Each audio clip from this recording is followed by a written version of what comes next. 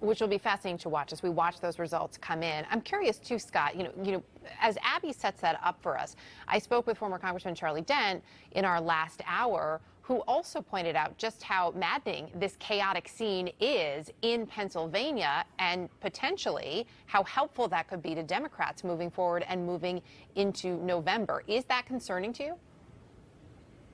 Of course. I mean, the Republican Party is still haunted by the ghosts of 2010 and 2012 when the party nominated bad candidates in several states and failed to pick up the United States Senate, even though gains were being made elsewhere. So that is definitely on the mind of party leaders in Washington, D.C. I think this whole Pennsylvania situation, too, is interesting in that, and I think Abby hit the nail on the head, Trump got behind a candidate who immediately, a lot of his people in Pennsylvania second-guessed his decision.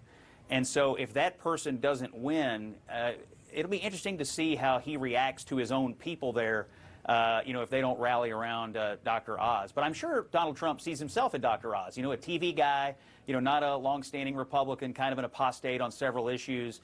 But, I think he views television staying power and television celebrity as the most important credential, and policy credentials come second. I mean, that's kind of how he ran it in 2016. So yeah. It is a real interesting test of celebrity versus conservative credentials. And as Abby knows, in a three-way race, you get two people wailing on each other, there's always room for a third person to slip right up the middle. I mean, it creates a lane, doesn't it? And this is what we're seeing. I want to pick up on one thing you just noted, Scott, about, what we're seeing in terms of who Trump is endorsing, where he's throwing his support, how that's going to look, right, the morning after. What's really interesting is this sort of last minute, maybe you should give him a second chance pseudo endorsement of Madison Cawthorn.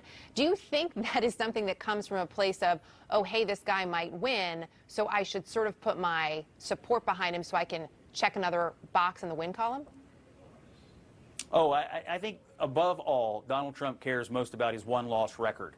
And so he's endorsed in a lot of races around the country this year where the outcomes really aren't in doubt because they like to run up the score.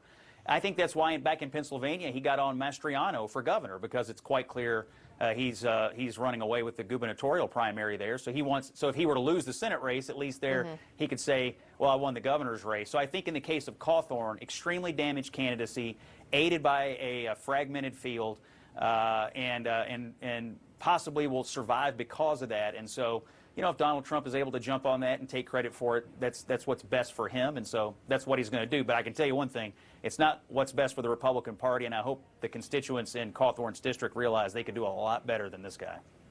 Abby,